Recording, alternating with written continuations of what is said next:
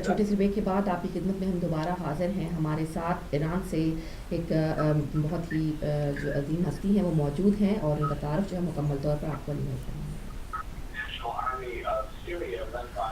جی ناظرین، دوبارہ جو ہے وہ پروگرام میں آپ کو جو ہے لے چلیں گے ایران کے شہر مقدسہ القم.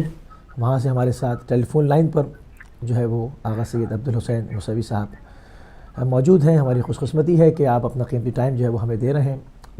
سلسلہ گفتگو آج رہے گا، موضوع رہے گا غازی ابوالفضل العباس علیہ السلام کی شہادت اور ان کی زندگی کے امور کے اوپر گفتگو کرنے کے لیے، ان کے کربلا میں کردار کے اوپر گفتگو کرنے کے لیے، کیونکہ ایک ایسا کردار ہے جو کہ صبر، شجاعت، استقامت، آپ اس کو بھی لے لیں مطلب ٹائم کم پڑ جاتا ہے اور ان چیزوں کو جو ہے وہ اس کے اوپر کسی ایک نقطے کے اوپر بھی گفتگو جو ہے وہ مکمل انسان چاہے تو وہ نہیں ہو سکتی، کہ اس کے اوپر صدیاں گزر گئیں اور گفتگو ہو رہی ہے اور ہوتی چلی جائے گی. نسلیں یہ پیغام جو ہے وہ نشر ہوتا چلا جائے گا. تو آج بھی ہم نے اس سلسلے کے اوپر گفتگو کرنے کے لیے سید عبدالحسین موسوی صاحب کو مدعو فرمایا ہے.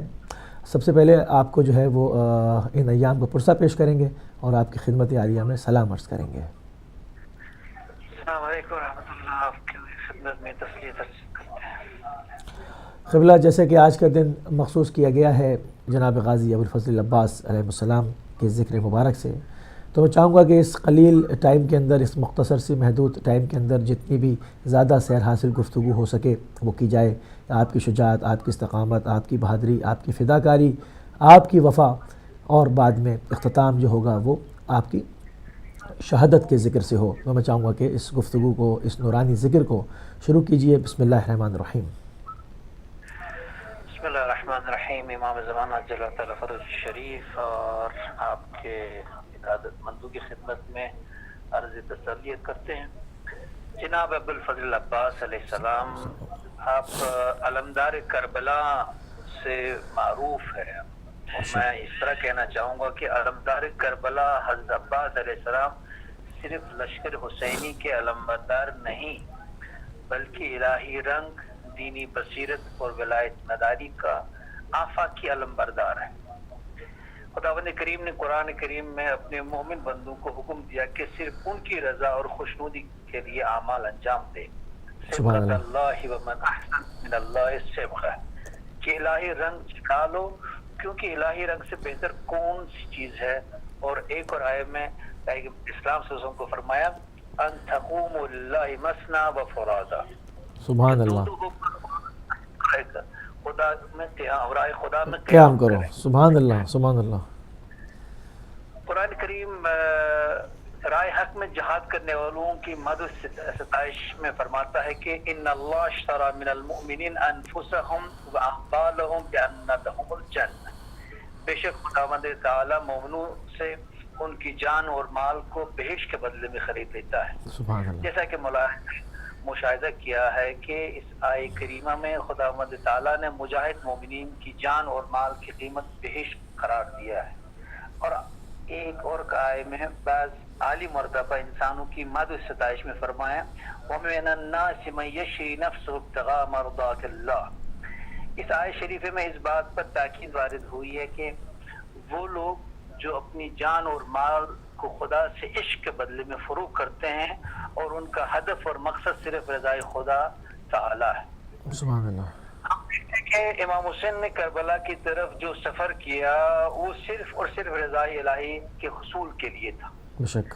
اور بات ہے علمدار آپ کے اسی مقصد کے احیاء کے لیے میدان میں تھے اور آپ کے لشکر کے علمدار، اور اسی وجہ سے سفر کے آغاز کے وقت آپ نے جد مبارک رسول اللہ صلی اللہ علیہ وسلم کی قبر مطہر کے پاس خداوند تعالی سے دعا فرماتے ہیں کہ وہ انہیں اس میں کامیابی عطا فرمائے اور انہیں ایسے راستے پر چلائے کہ جس میں اس کی اور اس کے رسول کی رضا اور خوشنودی ہو.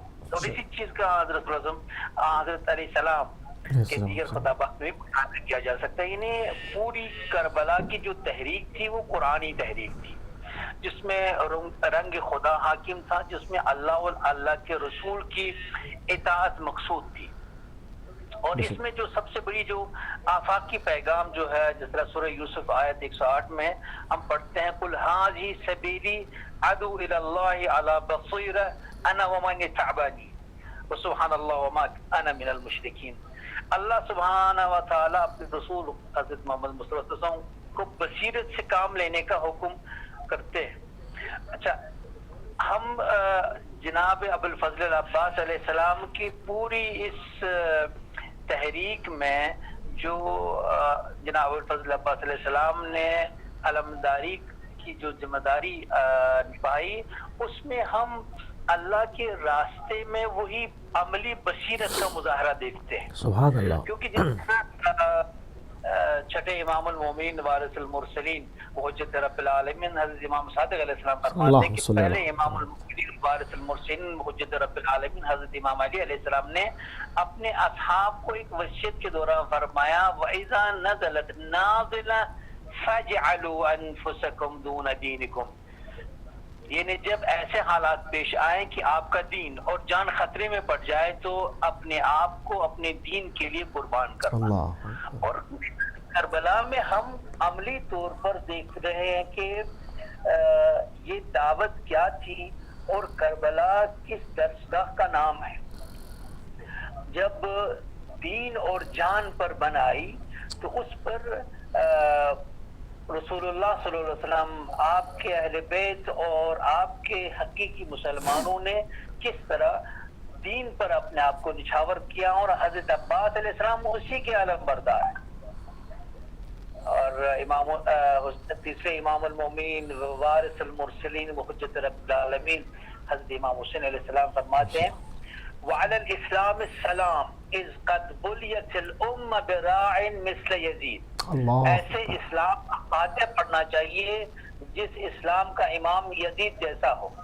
और हजरत अब्बास अलैहिस्सलाम उस इस्लाम के अलम बरदार थे। इमाम हुसैन अलैहिस्सलाम ने यूं ही हजरत अबुल फजल अब्बास अलैहिस्सलाम ऐसे इस्लाम का अलम बरदार नहीं बनाया कि जब एक ऐसा इस्लाम दुनिया को मुतारफ किया जा रहा था जिसके बारे में इमाम फरमाते हैं कि ऐसे इस्लाम का फातिहा पढ़ना चाहिए जैसे जैसे नहीं एक किरदार हर जमाने में हमें एक करबला में अल्हम्दुलिल्लाह हमें ये सबक तो मिला कि रसूल इस्लाम का हकीकी इस्लाम और खालिस तरीन इस्लाम जो है इमाम हुसैन अलैहिस्सलाम ने जिसकी हिफाजत की, और अबुल फजल अब्बास अलैहिस्सलाम इसके अलम बरदार थे।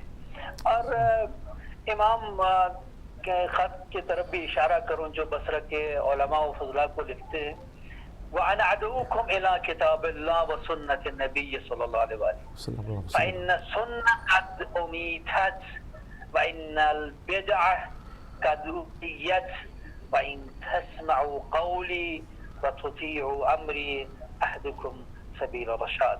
मैं तुम लोगों को कुरान और सुन्नत की दावत देता हूँ, क्योंकि सुन्नत को दफनाया गया है और बिदअत को जिंदा किया गया है। अगर मेरी बात सुन लो और मेरी फरमा बरदारी कर लो तो हिदायत पाओगे।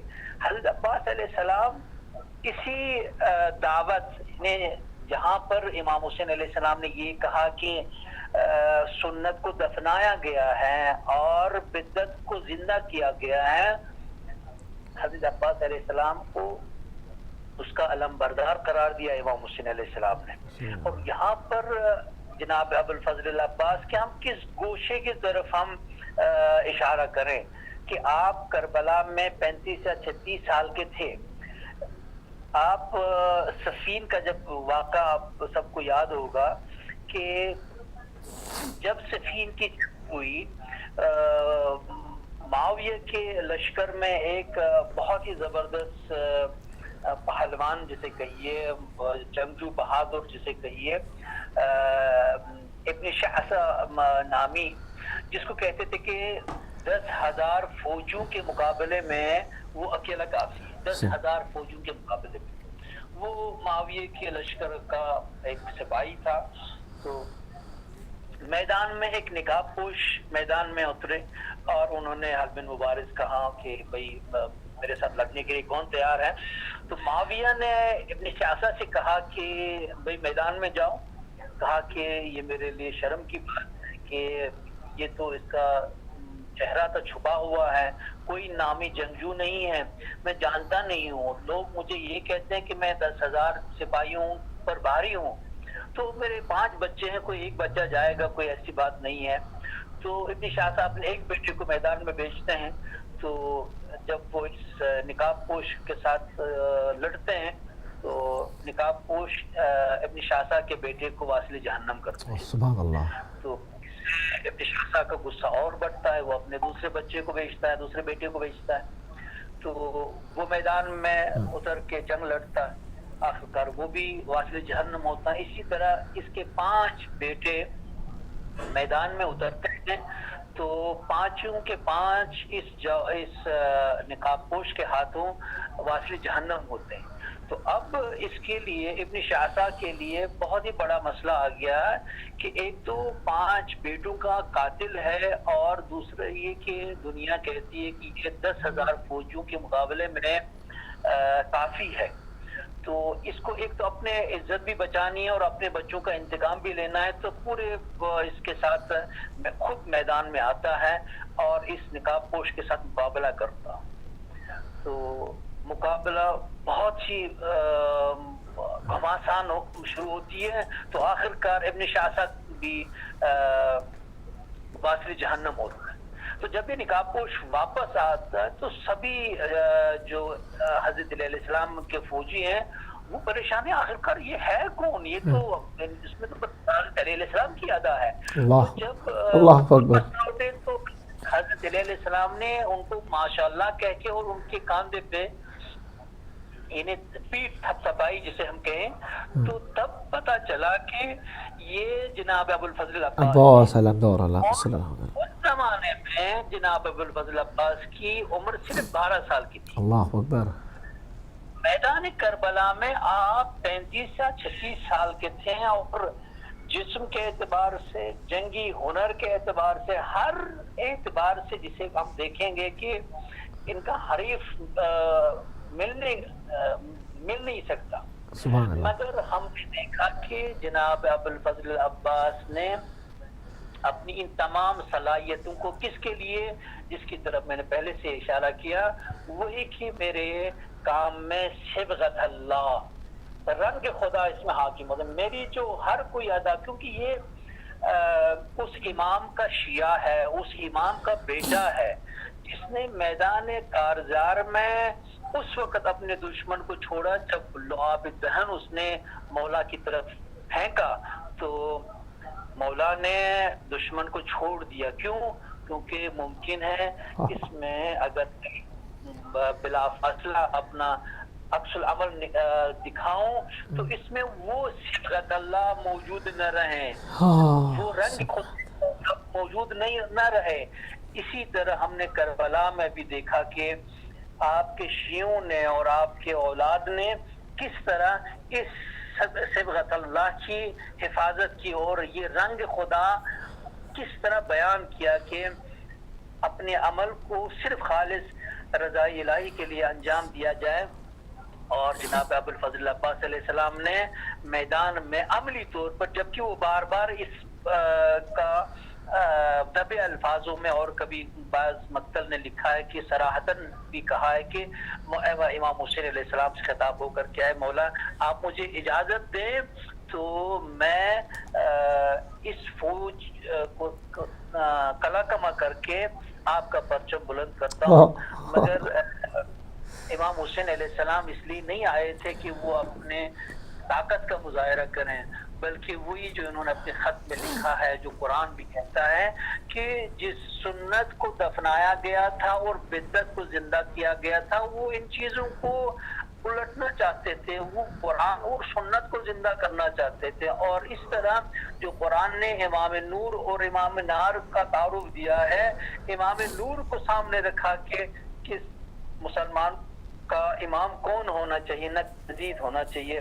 اور جس میں جناب ابو الفضل عباس علیہ السلام کا کردار انتہائی بے نظیر ہے کہ ایسے ابو الفضل عباس جس نے یہ سب منظر اپنے آنکھوں سے دیکھا مگر خود امام سے نہیں نکالی کیونکہ وہ امام کے مطیع تھے. جو اللہ ورسولہ. اور ہم دیکھتے ہیں کہ پوری عمر میں کہ حضرت عباس علیہ السلام نے کبھی امام حسین علیہ السلام کو بھائی نہیں کہا، بے شک. ہمیشہ مولا کہتے رہے. مگر کیوں نہ ایسا ہو، کیونکہ یہ ام البنین کا فرزند ہے. ام البنین کا نام سے ہم تو سبھی آشنا ہے کہ ابو الفضل عباس علیہ السلام کی والدہ کا نام ام البنین ہے، جبکہ ان کا نام ام البنین نہیں تھا، ان کا نام فاطمہ تھا. خود ام البنین اس کی اجازت نہیں دیتے کہ ان کا نام بھی فاطمہ لیا جائے. تو اس میں ولایت اور امامت کی جو تعلیم ہمیں خود ام البنین کے زبانی بھی ملتا ہے، اور عباس علیہ السلام بھی یہی بتاتے کہ ہم رشتہ داری کے لیے میدان میں نہیں آئے ہیں، ہماری ذمہ داری بس یہی ہے کہ ہم قرآن اور سنت کی حفاظت کریں، اس کو کسی بھی شکل میں ہونے نہیں دیں گے. مگر جناب ابو الفضل عباس ہر وقت اپنے امام کو مولائی کہتے رہے. مگر مقتل بتاتے ہیں کہ جب جناب ابو الفضل عباس امام حسین علیہ السلام کی خدمت میں حاضر ہوئے، عرض کیا کہ اے مولا، اب یہ سب کچھ میں تحمل نہیں کر سکتا ہوں کہ ان سبوں کی شہادت دیکھی اور میں ان کا انتقام نہ لوں. تو جناب فضل عباس سے خطاب کرتے ہیں امام حسین، کہتے ہیں کہ بھائی عباس، تم اگر ہو سکے تو تم میرے عالمدار ہو، تم میری ڈھارس ہو. اگر ہو سکے تو کوئی بچے کس طرح تڑپ رہے ہیں پانی کے لیے، ان کے لیے پانی فراہم کرو. اور ایسا ملتا ہے کہ جو آخری حملہ کیا وہ ان دونوں حضرات امام حسین علیہ السلام اور حضرت عباس علیہ السلام نے مل کے کیا، اور دونوں لشکر پہ ٹوٹ پڑے. اس طرح کہ امام حسین علیہ السلام لشکر کو حضرت عباس میں حضرت عباس کامیاب ہو گئے کہ وہ فرات تک پہنچ گئے. اور جناب ابو الفضل عباس وہاں پر بھی ہمیں وہی کردار بتا رہے ہیں کہ جب انہوں نے مشکیز سکینہ کو آب سے بھرا تو انہوں نے پانی نہیں پیا. وہاں پر بھی ہمیں وہی الہی تعلیم ملتی ہے. اور ایک تو دشمن اب تیر باران کر رہے ہیں، مگر جناب کی بڑی شدت سے حفاظت کرنے کی کوشش کرتے ہیں، ایک قلم کی اور دوسری مشکیزہ کی. تو جب جناب ابو الفضل عباس کا دایاں بازو قلم کیا گیا تو حضرت عباس بھائی آپ بازو میں رکھا، اور جب بائیں بازو بھی قلم ہوا تو مشکیزہ کو اپنے دھاتوں سے سنبھالا، یہاں تک کہ ایک تیر مشکیزہ کو لگا اور پانی مشکیزہ سے خالی ہوا. مگر منظر ہی بتا رہا ہے کہ ایسا قداوار جب گھوڑے سے بازو کے بغیر زمین پہ آ گرے تو ایسی کیا حالت ہوگی. تو یہاں پر ہمیں ملتا ہے کہ جو امام حسین علیہ السلام کو ہر بار مولا کہتے تھے، تو وہ اس بار آواز دی ادرک اخا بھائی، میری مدد پا جائیے. امام حسین علیہ السلام نے یہ بات کیا کہا، الان انکس ظہری فقلت حیلتی. وقت کا امام کہہ رہا ہے کہ عباس کے عظیم برزمین ہونے سے میری کمر ٹوٹ گئی. کہ اس جملے سے پتہ چلتا ہے کہ کیسے عالم امکان کے کیسے سپاہی اب دین برزمین ہوئے. اور جب امام حسین علیہ السلام جناب ابو الفضل عباس کے سرانے پہنچے تو عرض کی کہ میری ایک گزارش ہے کہ پہلے میری آنکھ سے اس تیر کو نکالیں اور آنکھوں سے خون صاف کریں. میں آپ کی زیارت کرنا چاہتا ہوں.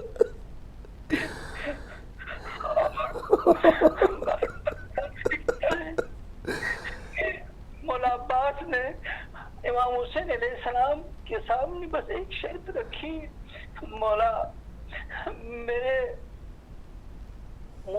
بدن کو خیمے تک نہ لے جائیے گا، کیونکہ بچوں کو وعدہ دے کے گیا تھا کہ ان کے لیے پانی لے آؤں، مگر میں ان سے وعدے کا وفا نہ کر سکا، اسی لیے ہم دیکھ رہے ہیں کہ ابھی تک ان کے قبر کے ارد گرد پانی جمع ہوا ہے تب سے لے کر اب تک، مگر ابھی تک پانی کے ساتھ جناب ابوالفضل اپنی بے رخی کا اظہار کرتے ہیں۔ لعنت اللہ علی القوم الظالمین ویسلم الذین ظلموا حق محمد وآل محمد وآخر تابع له ولا ذلك اللهم لعنتهم جميعا اللهم صلی علی محمد وآل محمد۔ ناظرین، آپ سن رہے تھے ایران کے شہر مقدس القم سے آغا عبدالحسین الموسوی صاحب کو۔ قبلہ، ہم آپ کے تہ دل سے شکر گزار ہیں، مشکور ہیں، ممنون ہیں کہ آپ نے عزاداری کے سلسلے کو آگے بڑھایا، اور تو پوری دنیا میں جہاں کہیں بھی ہمارے ناظرین دکھے ہوئے دل و مضطرب دل امام حسین مولا غازی ابوالفضل عباس کی یاد میں عزاداری کر رہے ہیں، ان کو جو ہے وہ، اور ان کی عزاداری کے اندر جو ہے وہ آپ شامل ہوئے، آپ کی وجہ سے، آپ کے مقتل بیان کرنے کی وجہ سے ان کی آنکھوں سے قطرات اشک یقیناً رواں ہوئے ہوں گے، اس کا صلہ جناب زہرا سلام اللہ علیہ اور عزاداروں کو بھی دیں گے، اور آپ کو انشاءاللہ اجر عظیم عنایت فرمائیں گی۔ ہم آپ سے جو ہے وہ اجازت چاہتے ہیں۔ السلام علیکم ورحمۃ اللہ وبرکاتہ۔ تو ناظرین، بات ہوئی، مختصر سا ٹائم ہے، شخصیت بہت بڑی ہے، صدیاں گزر گئیں، فضائل جو ہے وہ بیان ہوتے ہی چلے جا رہے ہیں، اور ایک مطلب جو نئی جنریشن آتی ہے وہ اپنے حساب سے جو ہے وہ اس کو دیکھتی ہے، اور فی زمانہ مطلب اور ان کے لیے جو ہے وہ ایک اسوہ دوبارہ جو ہے وہ قرار دیا جاتا ہے۔ یقیناً خدا نے جن کو اسوہ قرار دیا وہ رہتی دنیا کے لیے اسوہ قرار پائے ہیں، اور ہر زمانے میں جو ہے وہ اس سے جذبہ فداکاری، جذبہ شوق شہادت اور شجاعت کے جو پہلو غازی ابوالفضل عباس علیہ السلام نے اور شجاعت کے جو جوہر دکھائے ہیں، وہ قائم قیامت جو ہے وہ ذو افشانی کرتے رہیں گے، ان سے دور کی کرنیں نکلتی رہیں گی۔ ہم نے اس کے اوپر بہت مختصر وقت کے اندر کوشش کی کہ کچھ جو ہے وہ ہدیہ مصائب آپ کی خدمت میں پیش کیا جائے، تاکہ آپ کی آنکھیں جو ہے وہ اشبار ہوں، جناب زہرا سلام اللہ علیہ کی بارگاہ میں جو ہے وہ ان آنسوؤں کو پیش کیا جائے۔ ایک جو ہے وہ ایک ادنا سی، ایک چھوٹی سی کوشش کی۔ پروگرام کا سلسلہ جاری رہے گا، ہم ایک بریک پر ابھی جانے والے ہیں، واپس آئیں گے تو لائیو کالز بھی کھولیں گے، آپ کو بھی شامل کریں گے، آپ سے بھی پرسہ لیں گے، آپ کو بھی پرسہ دیں گے، یہ سلسلہ گفتگو جاری رہے گا۔ فی الحال ایک مختصر سی بریک پر جاتے ہیں، بریک سے واپس آتے ہیں، پروگرام کو شروع کرتے ہیں۔